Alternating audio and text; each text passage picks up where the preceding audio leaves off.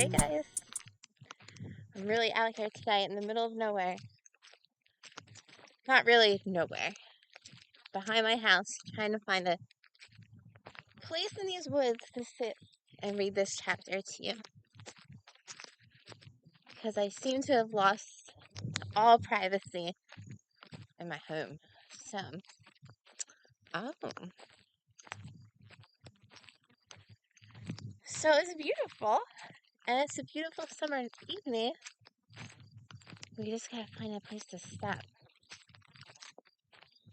And it looks like we might have one right up here. And I'll show you. There are paths. Let's see if I can do this.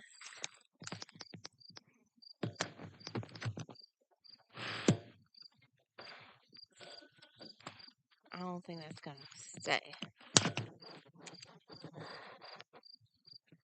No.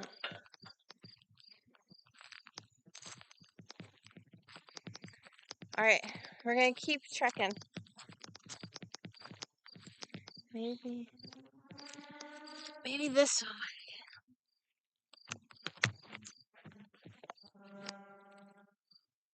How's that? I'm gonna be sitting on some wood chips.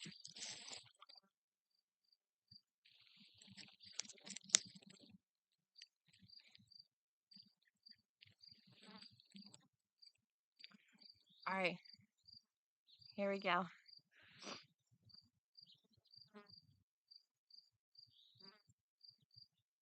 Hopefully the coyotes don't come out, because they've been around. I'll get myself together a little bit. Alright, here we go. Chapter 39, published April Fool's Day, 2023.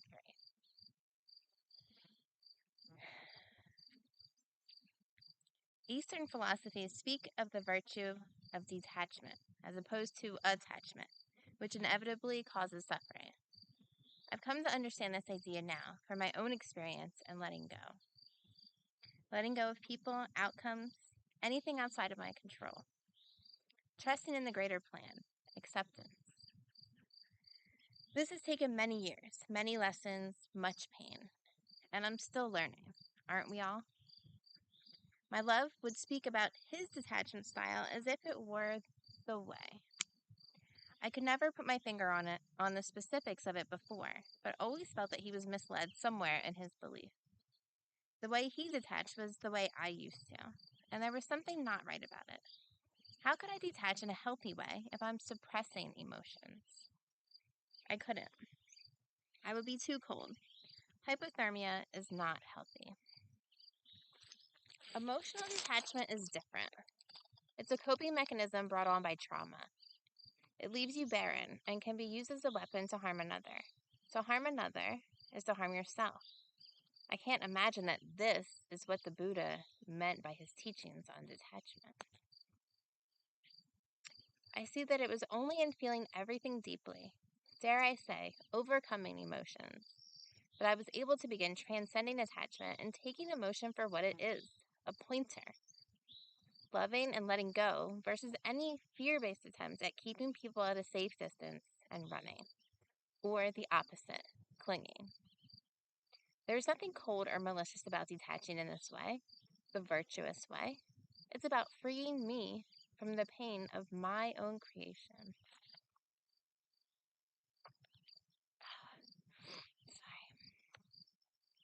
So, we're at the beach with his children and his parents. I'm sure I will mess up the sequence of events as this time was a whirlwind.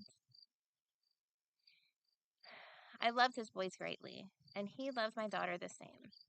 I think it would be safe to say that we all considered each other family. As you know now, things had changed, though. He had changed. We had changed.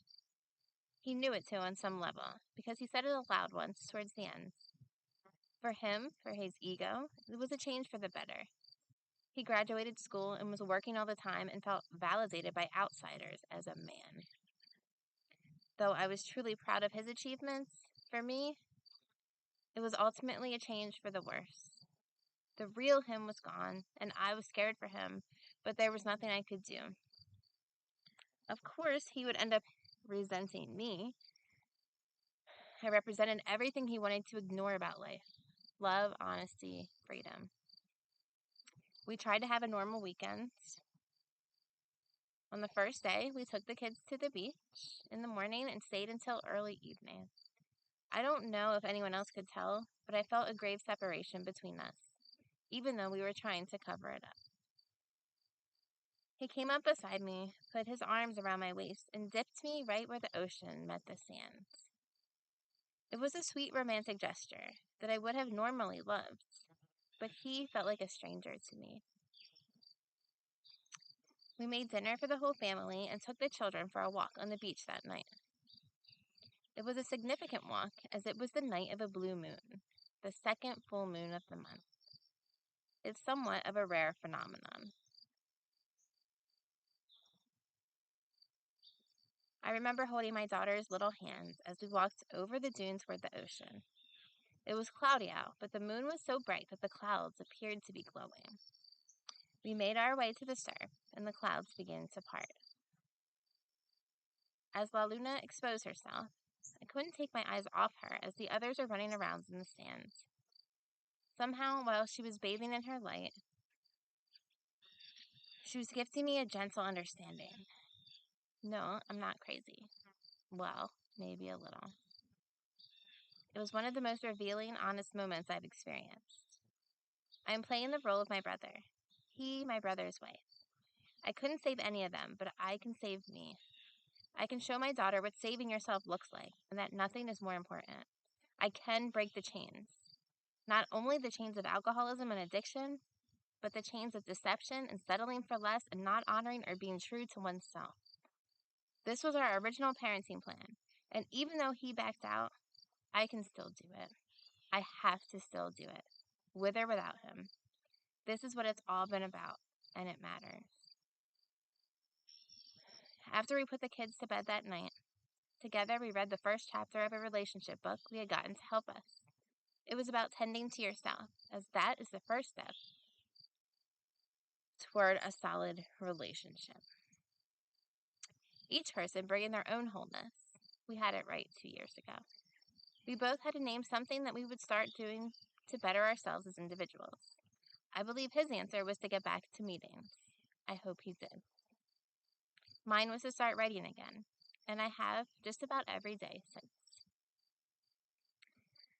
And even though my adoring, hopeful heart was relentless to the bitter end, afterwards, we made love for what would be the last time. I played Little Spoon to his Big Spoon, my favorite, for the last time. We said our I love yous for the last time. And like with my brother, I now wish I could have given him one last hug.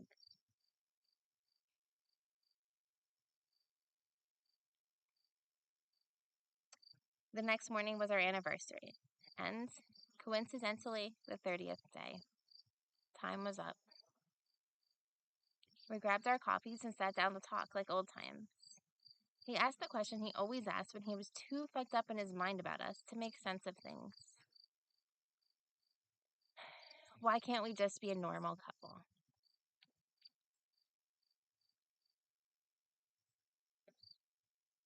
There's a critter.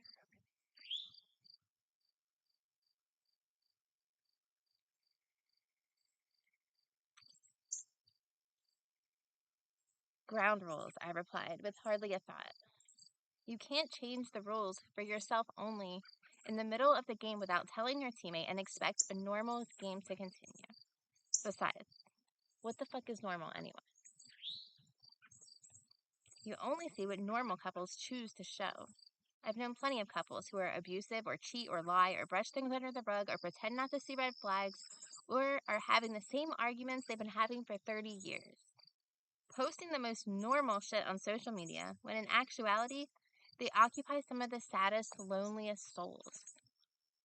Who wants that kind of normal? Not me. This type of love was designed to blow normal to pieces. It was meant to break old paradigms and build new ones. Our love was about redemption. Our love saved me. Ground rules. With these two baseball related words, and I don't even like baseball, I inadvertently ended the entire game.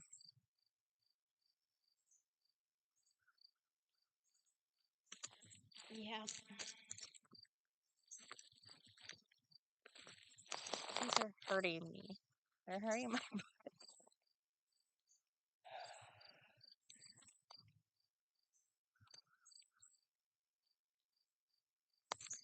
You know what I love? I'm going to try to keep it positive because we're coming towards the end and the story can be so heavy that I don't want to stay there in the heaviness. I want to move forward lighter and freer, having gone through some really painful things and come out of the other side. I want to be free. So, what I love is that I really do have a hopeful, adoring heart that can love and love and love and love. I think we all do. And perhaps this man in my story was so significant because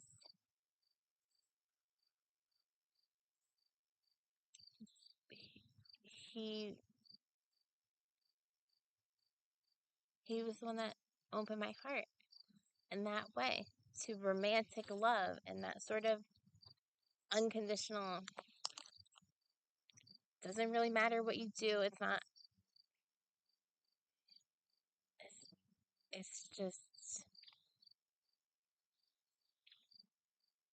it's free. The love is free. It's not contingent upon anything. You can betray me, you can lie to me, you can cheat on me, you can do all these things, and really truly it's not because I'm a dumb bitch. It's because I fucking love you that that I'm that I'm there. That I'm here reading the story to you and writing about that story. That is what inspired me to write. The situation with my brother is what inspired me, what helped me to understand the point of writing it.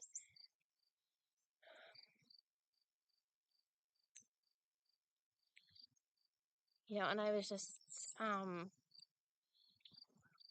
had another do-si-do with this man since publishing the story, and I was just talking to someone about it, and it ended again a little more abruptly than before, but pretty much in the same way as ever. And I just said to her, like, I don't I don't want to get hard. I don't want my heart to get hard. I want to stay open and vulnerable to life. I want to keep my love open. So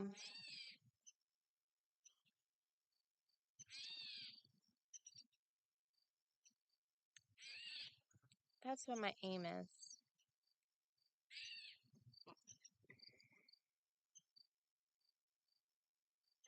Sometimes I'm not sure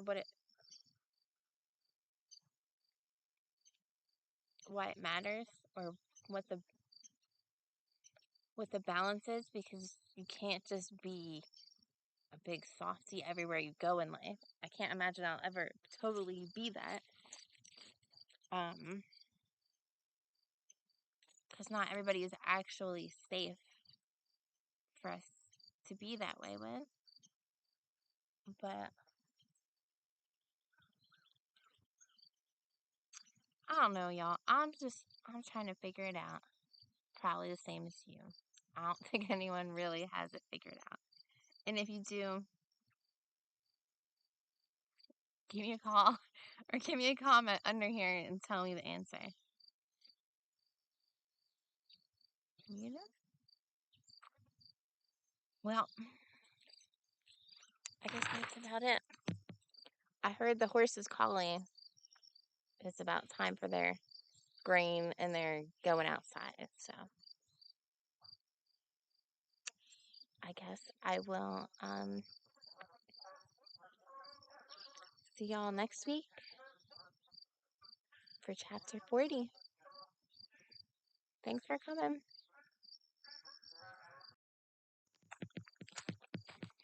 I just found this blue jay feather on my way to the horses.